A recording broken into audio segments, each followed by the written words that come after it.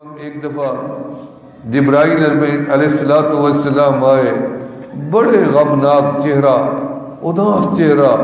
آپ نے پوچھا جبرائیل یہ کیفیت ہے اداس غمناک ہونا؟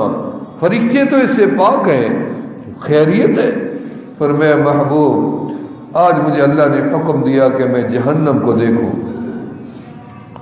آج میں جہنم گیا اور جہنم کا نظارہ دیکھا، وہاں مخلوق کو دیکھا جلتے ہوئے، فلاں نبی کی امت فلاں جہنم کے طبقے میں، فلاں نبی کی امت فلاں طبقے میں، فلاں نبی کی امت فلاں طبقے میں، کفار وہاں، مشرکین وہاں، منافقین وہاں، بددیانت وہاں، حصے گنے۔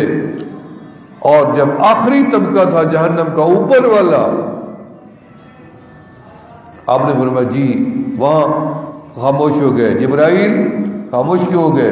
غمناک ہو گئے۔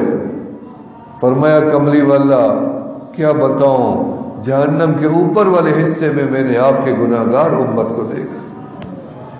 بس یہ سننا تھا، جیسے آپ کو آپ کے بچے کی خبر آ ملے کہ آپ کا بچہ کراچی میں پریشان پھرتا تھا، آپ کو ساری رات نیند نہیں آئے گی کہ پتہ نہیں میرا بچہ کیوں پریشان پھرتا تھا، وجہ کیا ہوگی، کیا تکلیف ہوگی، کیا پریشانی آ گئی ہوگی۔ باپ ماں سو نہیں سکتے اگر بیٹے کی پریشانی کا پتہ چل جائے۔ یہ تو 70 ماؤں سے زیادہ تو پیار میرا رب کرتا ہے۔ شفیع الامم آقا علیہ السلام اتنی پریشان ہوئے کہ آپ نے کھانا بند کر دیا، پینا بند کر دیا، آپ نے دروازہ بند کر دیا، ملاقات بند کر دی، گفتگو بند کر دی۔ سیدنا ابو بکر صدیق کو پتہ چلا، آپ دروازے پہ آئے، کھٹکایا دروازہ، کملی والا دروازہ کھولے، جواب نہیں آئے، دستک دی، محبوب کی غلطی ہو گئی ہے، ہم غلام معافی مانگتے ہیں، کوئی جواب نہیں آیا، رو رو کے چلے گئے۔ جو اتنی پیار کرتے ہوں اور محبوب کا جواب نہ آئے، انہوں شاہ کا حالت کیا ہوگی، اب اندازہ لگا، رو رو کے چلے گئے۔ پھر عمر صدیق فاروق رضی اللہ آئے، انہوں نے آواز دی، کوئی جواب نہیں آیا، رو رو کے چلے گئے۔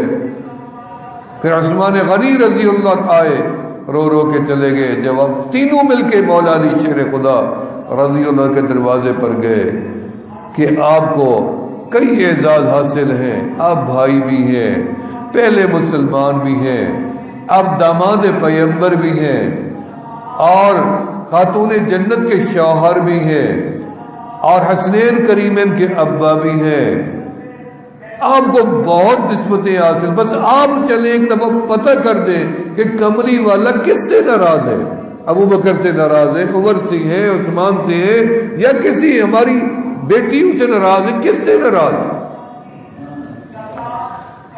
حضرت علی نے فرمایا کہ جب ابو بکر کے لیے دروازہ نہیں کھلا تو میں نہیں جاتا، کیونکہ میں جانتا ہوں کہ کملی والے کو اپنے ابو بکر سے کتنی پیار ہے۔ کیونکہ حضرت علی نے فرمایا کہ میں علی کی پوری زندگی کی عبادت ایک طرف دن رات کی، اور ابو بکر کی وہ ایک رات غار ثور والی ایک طرف، اس کا کوئی مقابلہ۔ تو فرمایا ایسے کرتے ہیں، نہ میں جاتا ہوں نہ ہم سارے مل کے خاتون جنت کے دروازے پہ جاتے ہیں، خاتون جنت کو جا کے کہتے ہیں، وہ چلے اور جا کے پتہ کرے کہ محبوب خدا کیوں ناراض بیٹھے۔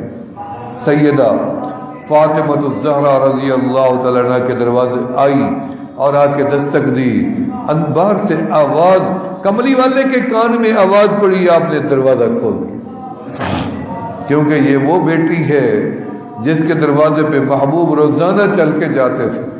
حالانکہ محبوب کے دروازے پہ روزانہ جبرائیل آتے تھے محبوب کے دروازے پہ، اور محبوب روزانہ اپنی بیٹی کے دروازے پہ جاتے تھے۔ فرمایا کہ خاتون جنت کے لیے دروازہ کھلا، کملی والا ابا جان خیریت، کس سے ناراض بیٹھے ہوئے ہیں؟ ابو بکر سے نہیں بیٹی، عمر سے رضی اللہ عنہما نہیں، کسی اور صحابی سے، امہات المومنین سے؟ فرمایا نہیں، کسی سے بھی میں محمد ناراض نہیں۔ آپ کو پتہ ہے ناراضگی کا حال کیا ہوتا ہے؟ ایک عالم ناراض ہو جائے تو بندے کا نقصان ہو جاتا ہے، مرشد ناراض ہو جائے تو نقصان ہو جاتا ہے، باپ ناراض ہو جائے نقصان ہو جاتا ہے، ماں ناراض ہو جائے نقصان ہوتا ہے، شوہر ناراض ہو جائے نقصان ہوتا ہے۔ تو رب کی ناراضگی، پھر اللہ کے حبیب کی ناراضگی، کیونکہ آپ ناراض ہوئے ایک پہاڑ سے، مدینے میں ایک پہاڑ ہے جبل عیر، آپ اس پہاڑ سے ناراض ہوئے، رب نے فرمایا پورا جہنم میں جائے گا، میرا محبوب اس سے ناراض ہو گیا، پہاڑ جہنم میں۔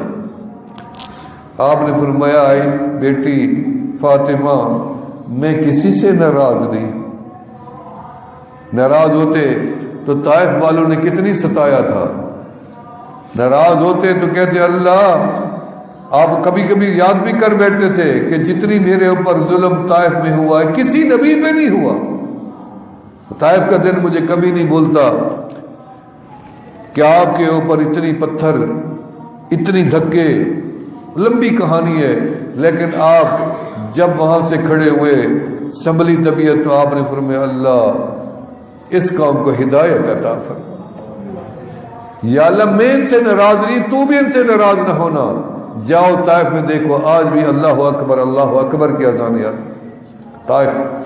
تو فرمایا رسول اللہ صلی اللہ علیہ وسلم نے بیٹی اصل وجہ یہ ہے کہ جبرائیل آئے تھے، وہ بتا گئے ہیں کہ آپ کی گناہ گار امت جہنم کے اندر اوپر والے حصے میں عذاب میں جل رہی تھی۔ کون لوگ تھے؟